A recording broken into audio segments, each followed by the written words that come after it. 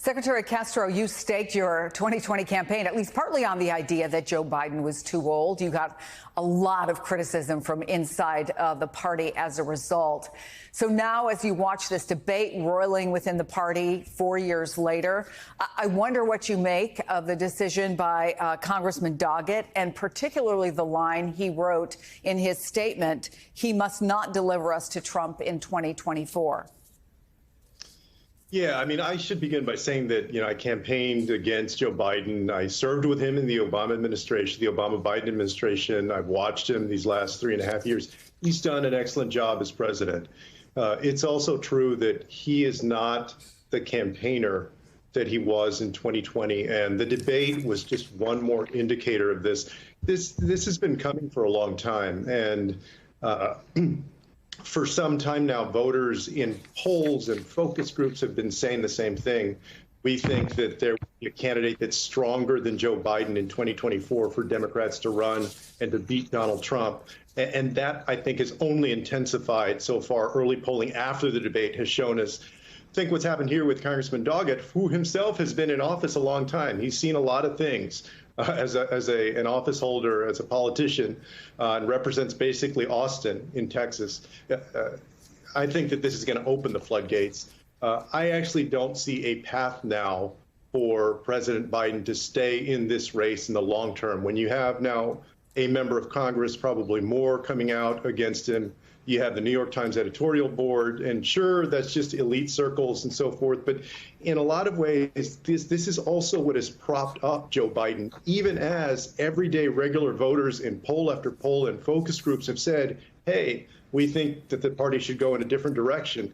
So this is what was keeping him still in the race. I think now that that support is diminishing significantly, I don't think he's going to have a leg to stand on for very long.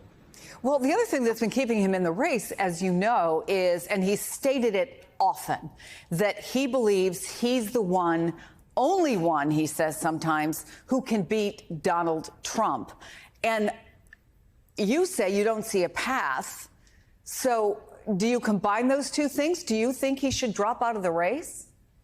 Yeah, absolutely. In fact, Shane Goldmacher in his write-up today, I think, made a very good point. He didn't say it directly, but essentially the Biden campaign here has shifted the goalposts.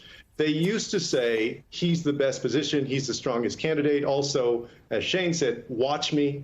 Now they're basically saying, trust me. They're saying, he said the other day, I believe in my heart that I can do this. But that's not going to be enough for the American public. What they want to know is they want to have the confidence that he can campaign, that he can prosecute the case against Trump. I mean, look at where we're at. Donald Trump is the most faulty, vulnerable, corrupt opponent that you can have in 2024. We should be talking about his 34 felony counts, that he has unprecedented levels of corruption. And instead, Democrats are on their heels having to defend Joe Biden and the baggage that he brings with him. If you switch candidates, that's a different story. You're able to prosecute the case against Trump with the candidate, and also you're focused on Trump's baggage instead of anything on the Democratic side. So yes, I believe that there are stronger options out there for Democrats. We have a stable of folks that I think could do a better job, including Vice President Harris, who just today in a poll was within 2 points of Donald Trump, whereas President Biden was 6 points behind Donald Trump. You believe Joe Biden should drop out of the race? I believe that another Democrat would have a better shot at beating Trump. And because, as Congressman Doggett said in his statement, that it's too risky to let Donald Trump walk into this in November, yeah, I think that Democrats would do well to find a different candidate. There are a lot of Democrats, as you know, Peter, who are trying to help Joe Biden find a path forward. Just last hour with Andrea Mitchell, Speaker Emerita Nancy Pelosi was on our air. I want to play for you what she said about this. My recommendation is for him to have some interviews with serious journalists, you among them, a serious journalist, no holds barred, any questions fair, and just sit there and be Joe. Not one, maybe two, a couple of those. I think that is essential. So, Peter, look, there's a clock ticking, right? Because there isn't a lot of time if someone else is going to run for president for the Democratic Party. I wonder what you're hearing from Democrats. I wonder if you think that this could move quickly enough for this to actually happen. And when you have people like Julian Castro, who served alongside Joe Biden, who know Joe Biden, who have only good things to say about the first term of his presidency, is there still a chance that this moves in that direction, that Joe Biden is replaced? Yeah, first of all, I'd say, by the way, that the White House has my phone number. If they're looking for an interviewer, we're ready. But it is true that he has not been giving interviews over the course of his presidency. They have shielded him. And I think that's one of the reasons why people wonder about whether the debate night performance was an aberration or not. He's given fewer interviews. Martha Kumar has done this study. He's given fewer interviews than any president in modern times. He's given fewer news conferences than any president since Ronald Reagan. He's never given an interview to the New York Times, Washington Post, Wall Street Journal, LA Times, USA Today, Politico, as far as I remember. None of these newspapers have had interviews with him, which is, of course, traditional with all kinds of presidents of both parties. So that's, I think, been a choice that they have made. Now, as to Democrats, I think, you saw in Secretary Castro's comments right now, there's a huge reservoir of goodwill toward President Biden in the party.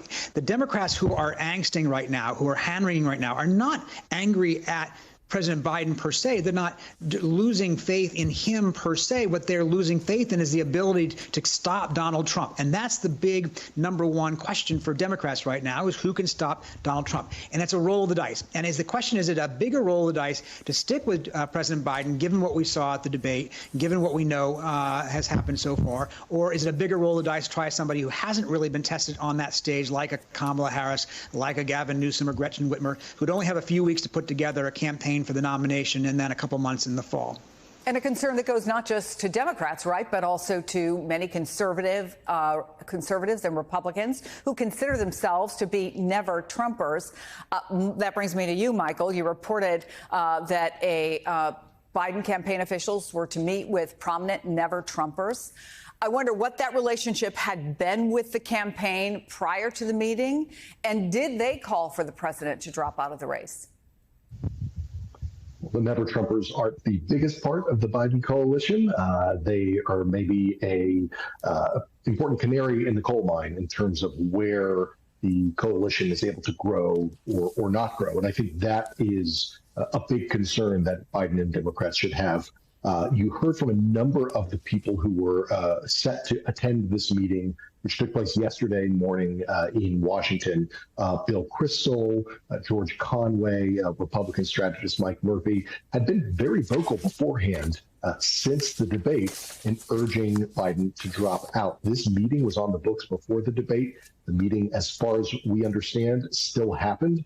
None of our sources, none of the people we reached out to who we knew attended this meeting got back to us after the meeting to tell us what happened. I think that might be a sign that they were not successful in convincing the Biden campaign that they think Biden should drop out. We did get a statement, a sort of boilerplate statement from the Biden campaign. I can read a bit of it here for you. There is a place in our coalition for Americans who care about the future of democracy, standing strong with our allies against foreign adversaries and working across the aisle to get things done, et cetera, et cetera. Only one candidate shares those values, and only one campaign is working hard every day to earn their support, and that's President Biden's. Again, a message that suggests that Biden doesn't want to go anywhere, isn't really listening or care to listen about what some of these sort of new and important but bleeding edge members of his coalition have to say. But throw it on the pile with people like Congressman Doggett, with people like Secretary Castro just now. The pressure might mount, and that's a small part, this Never Trump movement, of mounting that pressure and urging Biden to drop out. I want to go back to your decision, Mr. Secretary. I'm sure that on a personal level, as someone who thinks that Joe Biden has done a good job, and as Peter puts it, he has such a reservoir of goodwill among many people who know him, it was not an easy decision. But I wonder if, as a political decision, this was not so hard for you. And look, Joe Biden considers himself, and there's lots of evidence that shows that he is a patriot. What will it take to bring him to the belief that perhaps he is not the best one to run against Donald Trump, that in fact he may be someone who could deliver the White House back to Donald Trump? I know that's a two-part question, but if I may.